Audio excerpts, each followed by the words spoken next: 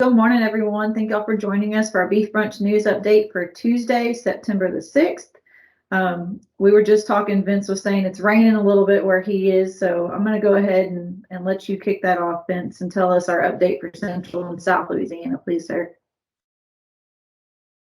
Well, thank y'all for having me this week. And, as we spoke, Jason said before we started, from feast to famine, or famine to feast, if you would, because it's, we begged for rain, we prayed for rain all spring and summer, and it's amazing. It's been raining here for a month solid. I mean, it rained twice at my place yesterday.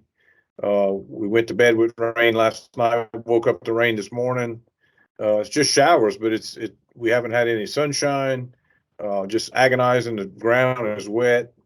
We're faced with mosquito issues as we normally do in the South this time of the year. The explosion hadn't made its way yet, but it's coming.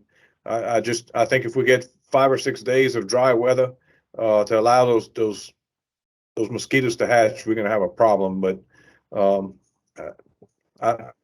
don't know. It seems to be always a problem in September and October before we get a cool front. Hopefully, we get a cool front that'll push them further south. But anyhow, with that being said, the threat of not making enough hay early on because of dry conditions, most of our hay producers are waiting, hooked and ready to go for good weather.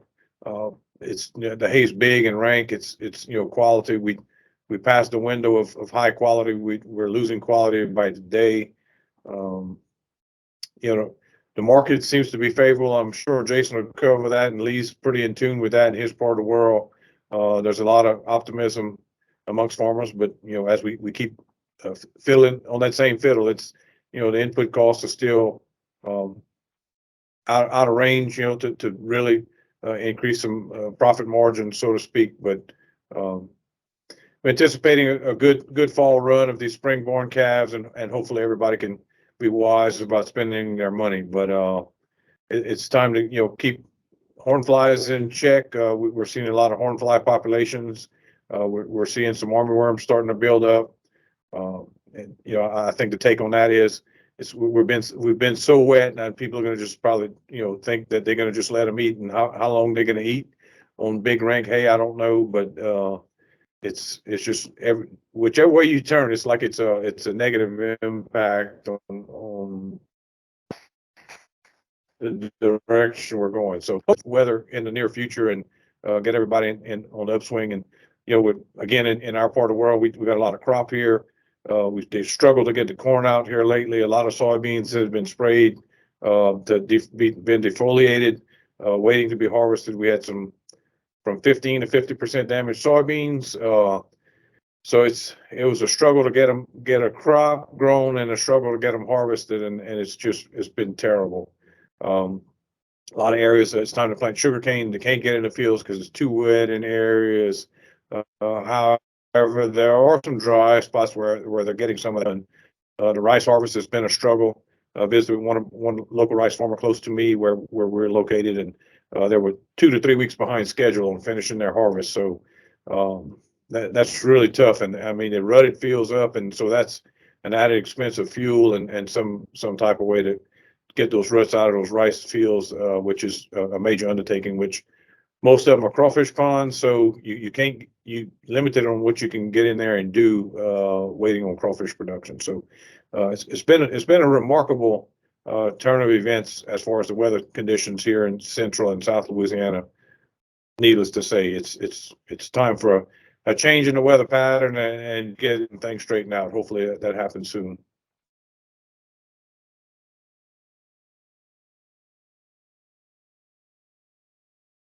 Did you want to touch on your Master Cattleman class real quick? Oh yeah, I failed to mention that. Yes, we're currently have a registration going on for a Master Cattleman program, which will be held at the Chauncey Pete multi-use facility in Evangeline Parish, starting October 4th. We do have some interest, and I have not made contact with the secretary there in that office yet to see where we're at, but I know we do have some registrations. There was a lot of anticipation of this happening, so hopefully we get the amount of people we need to make this a go, because it's been our third attempt from Point Capee Parish to Beauregard Parish. Now we came back to more central part of the state, and hopefully it's been my third attempt in 2 years to have a program, and hopefully we get enough interest. The registration will close on September 28th.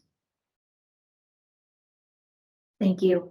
And I know we've had, or at least I've seen a couple of questions on social media and a couple of questions to me, just in general about Master Cattleman and how it works and when it's offered and where it's offered. So the link that I have posted in the video and podcast descriptions for registration for Vince's Central region will also show you all of the locations for the year. I update that as each agent gets it to me. So basically for the Ag Center, we've divided into 5 regions. We try to offer one class at least every other year, if not every year, in each of the regions. So you'll be able to see who is in charge of it in kind of your area, and you can contact that agent and see, do they offer it in the spring? Do they offer it in the fall? And then also within each region, the agents try to move it around to different parishes to hopefully accommodate. So like Vince just mentioned, he's offered it in 3 different locations within our central region. And so we're just trying to be able to make it a little more feasible for y'all to be able to join us. But I've had a couple questions on that in the last couple of months and wanted to touch on that real quick. Lee, I'll go ahead and turn it over to you for our Northwest region update, please. Thank you, Ashley. Glad to be with you all this morning. Like Vince stated, what a difference it's been in the last 3-4 weeks in Northwest Louisiana, and I guess North Central, Northeast as well, extending on over Jason's way. Went from drought conditions all the way to excessive rainfall in places. I talked to one person that stated that since the last 3 weeks, or the last 4 weeks, excuse me, they've gotten over 14 inches of rain. And that's just unheard of in our part of the country for this time of year. The weather, though, is mostly wet and humid. Everybody's been getting some pop-up showers, storms, widespread. Some of these little storms can pop up and dump a couple of inches in just 30 minutes an hour. And so, everybody's getting to join in on that. And what that's done is our pastures just look exceptional. That's the only word for them in this time of year. Our summer perennial pastures, Bermuda grass, Bahia looks good. Cattle shouldn't have trouble finding anything to eat right now unless you're excessively stocked, so to speak. Couple of curious notes though, with this much rainfall in the late summer, early fall, it brings about some interesting scenarios, stuff we don't usually see this time of year. One of the things is we're seeing quite a bit of volunteer ryegrass popping up, and I know that's not unheard of, but all the same, the amount is kind of startling to see. In addition to volunteer ryegrass, we've got a lot of that volunteer clover popping up. Most everybody who has clover on their places, you part the grass a little bit, and you'll see some clover starting to emerge. I talked to a fellow over in the southern part of the Red River Valley the other day, and we were talking about some cocklebur controls, and he was wanting to get out there and do a chemical control on it. And I encouraged him to take a look at his clover, and he did, and he had quite a bit there, and decided against it. He decided to bush hog instead of applying a herbicide.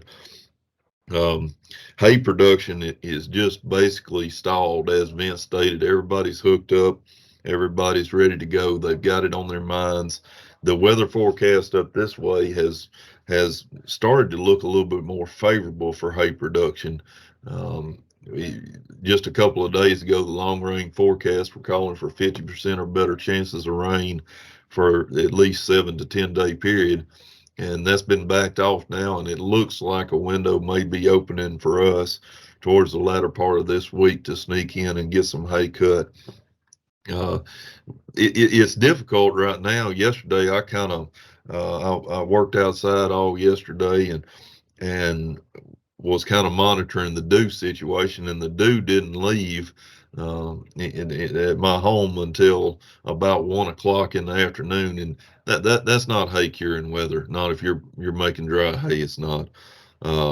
So we've got to have a change in this weather before any substantial hay can be made. That there's been some people that have tried to sneak in some hay in the last week and a half. Some folks that cut hay with the intentions of wrapping it for baleage, and they were able to make it pretty good. There were some folks that cut some dry hay that got it wet and wound up wrapping it for baleage anyway, that high moisture hay. So everybody's just kind of sitting on go as far as hay goes. One thing about the amount of rainfall and the length of time that we've had this rainfall is the folks around here that produce hay getting kind of a sense that they're being robbed, so to speak, of an additional cutting. Back 2 or 3 weeks ago, when we got that first onslaught of big rain, everybody was under the assumption that we could just come in there and make a cutting and potentially get one more cutting in the fall. Increasingly, you talk to these producers, and there's a sense of what we have growing right now is it. That we're going to wind up cleaning these fields up and not getting much growth between now and first frost. It's hard to believe it's already September, but we're grateful for the rainfall, and even though we may not make 2 cuttings out of this rain event, we're grateful to have it for sure. Just a reminder, I think we talked about this last news update. We're going to be hosting our cattle pregnancy determination clinics. We're going to have 2 opportunities. They're 1-day clinics. They're at the Hill Farm Research Station. The 2 dates are October the 18th and 20th. So it's coming up fairly quickly. And if your name was already on the wait list, you should have been notified. If you're interested in it, you can call the research station, 318-927-2578, or you can reach out to any of us and we'll get you the needed information to get you signed up for that event. This is a event where we have to limit participation, and we fill up every time. So I encourage you, if you're interested, to get in contact with one of us pretty quick so that we can get your name on the list and get you registered. Some cattle are being worked at this point, kind of the fall works, if you will. A lot of fly controls. As Vince stated, the flies are horrendous right now, and people are throwing everything at them but the kitchen sink, so to speak, trying to get a control on those things. And just a couple of reminders talking about cow working. On these fly control, remember to rotate that active ingredient in whatever product you're using. Resistance is a very real thing on horn flies. Hill Farm Research Station has done work over the years on resistance amongst horn flies. It's very real, and it happens fairly quickly. So rotate those active ingredients around. Talking about resistance, I do want to make mention, as people are working these cows in the fall, there's some internal parasite controls being meted out, and remember to rotate your active ingredients on your dewormers as well.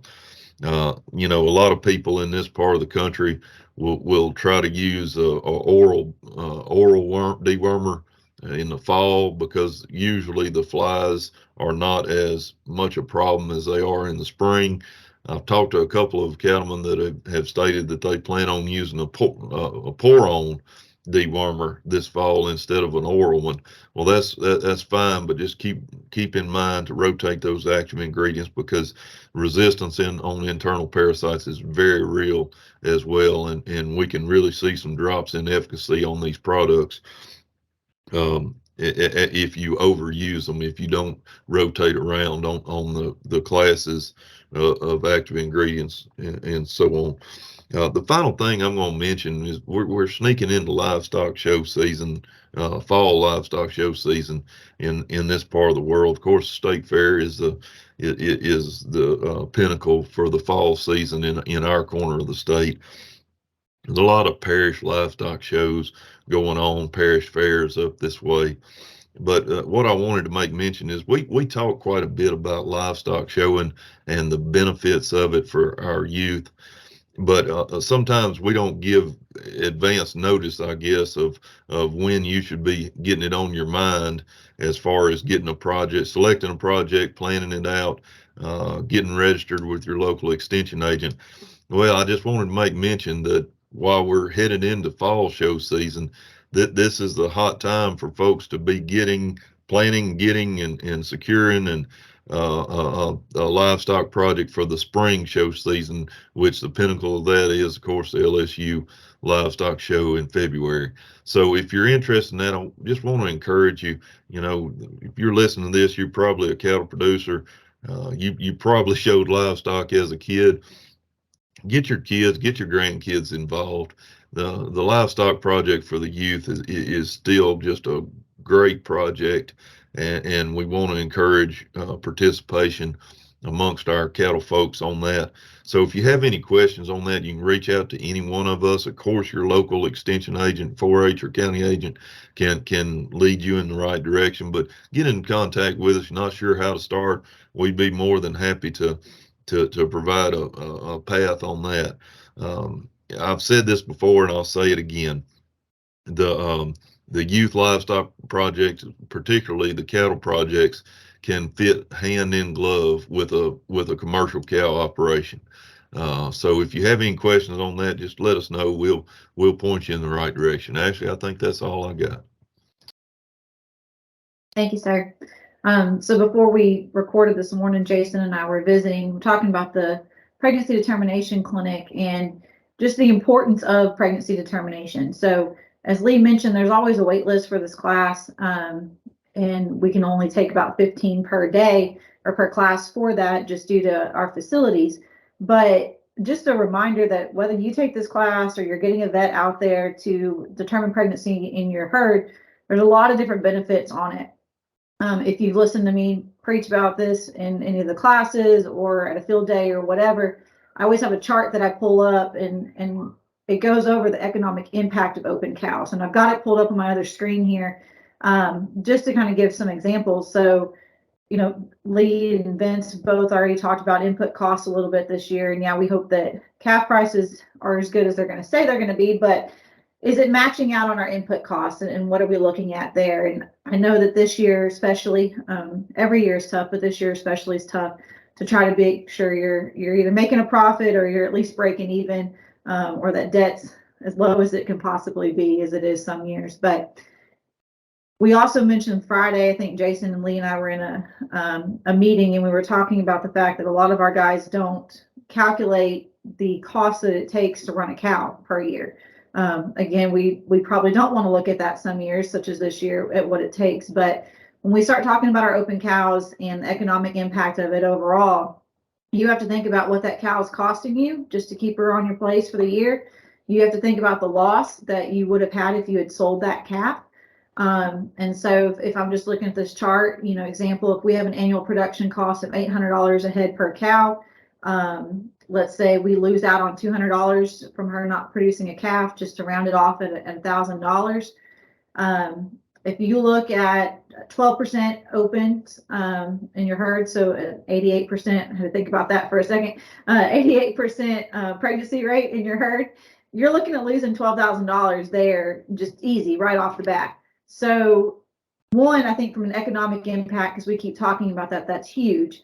But let's also think about your forage resources and your feed resources. So the guys have already talked this morning about having the ryegrass ready to go, having enough hay. Are we going to have enough hay? Are we going to have enough feed? So the more cows that you have to feed, of course, the higher your feed bill. Well, if they're not making you any money because they're not producing a calf, you don't want to keep them there. So I know a lot of guys at the end of the day, they say, well, it costs too much to get the vet out there. It just costs too much to have this done. Think about what it's going to cost to have them come check your herd. I think on average, you can look at $10 to $20 a head, something like that from your veterinarian, but just give them a call and see what it's going to cost for them, depending on their travel, to come out there and check for you.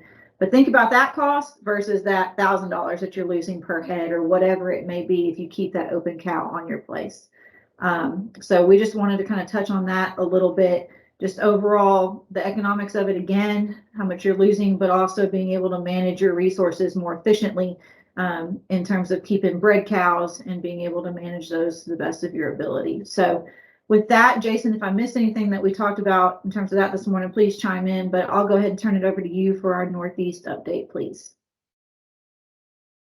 Thank you, ma'am. I guess the reason I wanted to put that on your mind this morning is we're about 60 days away from what we typically consider our first killing frost. So we know the landscape's going to be changing pretty drastically around that time.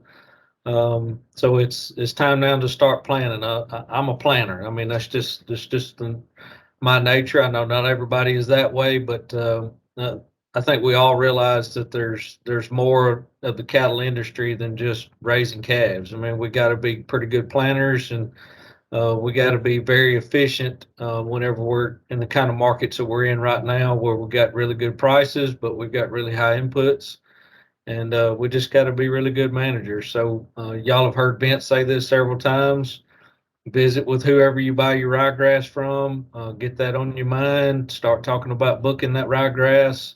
I realize it's difficult to think about planting ryegrass right now, as green as everything is. It's difficult, but you need to make those plans ahead of time instead of waiting until, oh, I need to plant ryegrass this weekend. And you need to plan and prepare for that. As we look at the markets, slaughter volumes for this past week, so that's the week ending September the 2nd, was 638,000 head. That was down 40,000 from the previous week, but up 17,000 from last year. We do expect that packers will be purchasing cattle this week, so they'll have a partially. They won't have a full cattle slaughter. Since yesterday the plants were down. Yesterday being Labor Day, we're recording this on a Tuesday morning, so we'll expect prices to reflect that. Choice box beef closed the week at $259.73. That's down $3.56, with a choice select spread of $20.66. That's down $4.41 from the previous week, but we're still almost $10 higher on that spread as we look at it on a 5-year average for the same week. In the fed cattle market, prices were softer this past week. In the north, most trades occurred from 143 to 145, which is about $1 weaker compared to the previous week. In the south, cattle traded at 141, which was also about $1 lower. Live cattle futures market settlements in the front months ended the week with October up $1.75 at 144.55, and December up $1.67 at 150.25. So live cattle futures ended the week about $1 higher when we compare them to the week open. 500 to 600 pound steers, medium and large ones and twos, sold between 164 and 186. So that's $12 to $5 lower when compared to the previous week. So I put a note in here just to remind everybody about seasonality on calves. Seasonally, we do expect calf prices to tail off in September and October because of volume and availability are increasing because they're weaning that spring-born calf herd or that calf crop. So September, October is when we're weaning those. So we've got higher volume, higher availability. Which is why we would seasonally expect that those calf prices would soften up a little bit this time of year. In the short term, I think the biggest thing that we'll see that'll impact these calf prices is winter grazing prospects. I mean, if it looks like we're going to maintain some pretty good winter grazing prospects, that'll drive demand up on those calves. So those guys that have got those large grazing grounds are going to be looking for more calves to put out on winter grazing. So it may tick those prices up a little bit. 700 to 800 pound feeder steers sold between 138 and y'all, that 138, that was on a light test. What I mean by light test, there just wasn't a whole lot of numbers of those out there on that light end. And so it's difficult. So USDA reports those numbers, but if you look at how many the auction barns run and that weight, You'll hear them often referred to as a light test, and we did have that this week on that low end. High end, $1.65. So it was $15 lower to $4 higher when compared to the previous week. So on the low end, it was $15 lower. On the high end, it was about $4 higher. Futures market settlements in the front months ended the week with September trading up 72 cents at 183.87. October up 60 cents at 184.95, and November up 55 cents at 186.25. So feeder cattle futures ended the week steady to $2 higher when compared to the week open. There's still a lot of cows compared to the previous year. There's still a lot of cows in the slaughter. Prices have softened up. But I think the biggest thing, and I believe I've made this comment before, I don't remember. I think one of the biggest things right now that's kind of slowed cow prices down a little bit is improved grazing conditions. A lot of the U.S. has received some much needed rainfall, so it's kind of softened up those prices a little bit. Lean cull cows, that's those body condition score 4s.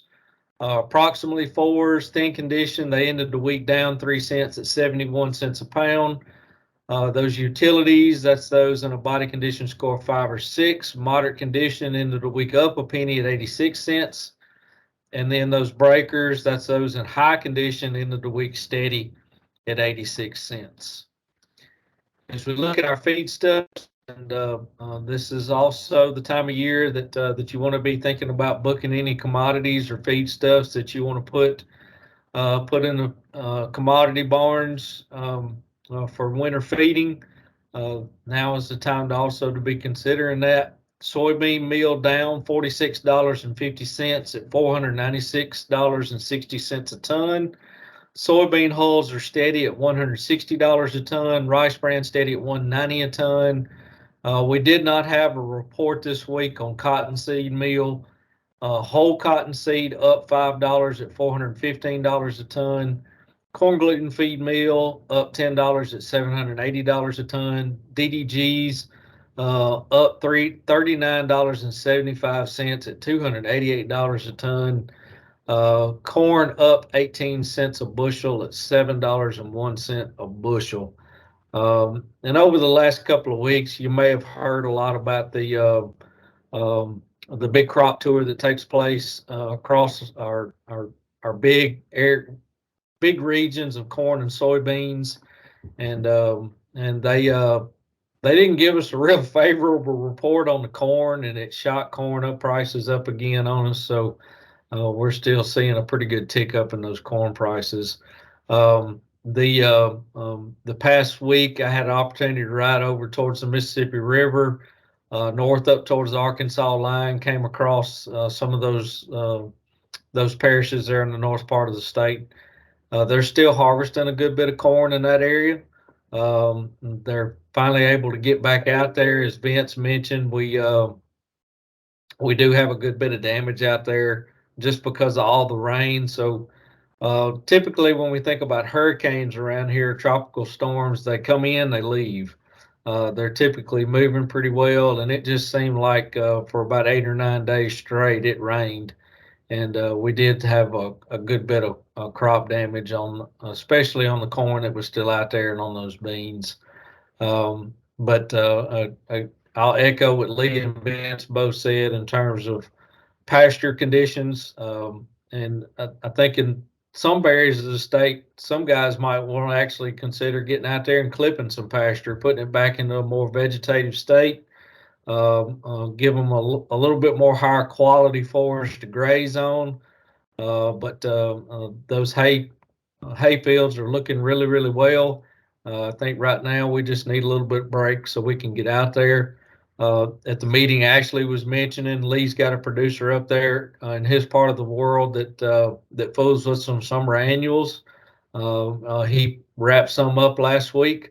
So it'll be interesting to see how he does well there in terms of quality. I saw some Bermuda grass hay get wrapped up in as a high moisture product this past week. They just couldn't catch a break in the rain. So those guys that have that technology out there that they can put up some of that higher moisture stuff in a wrap, they took advantage of that. But I believe that's all I've got, Ashley. Appreciate it. Thank you. So we've mentioned ryegrass, of course, multiple times. And so I'm going to first mention Vince's webinar that he has next Tuesday. So a week from today on the 13th. Again, they'll be live at 10:30. Jason's going to be hosting him. But I don't think we've settled on an official topic, but I'm just going to say all things ryegrass, planting, utilization. Vince is going to surprise us, but as they've all as they've all mentioned today, the importance of it, and now's the time to be doing that if you've not already booked seed and everything. So again, 10:30 next Tuesday, September 13th. That'll be live. We will get it recorded and up hopefully by the end of next week. I think will be the plan for that. We mentioned Vince's Master Cattleman. I'm going through my list. Jason, do you want to go back over your field day really quick? Yeah, thank you, ma'am. So September the 15th, J&S Cattle in Bastrop. That's just north of Bastrop if you're headed out towards Mer Rouge.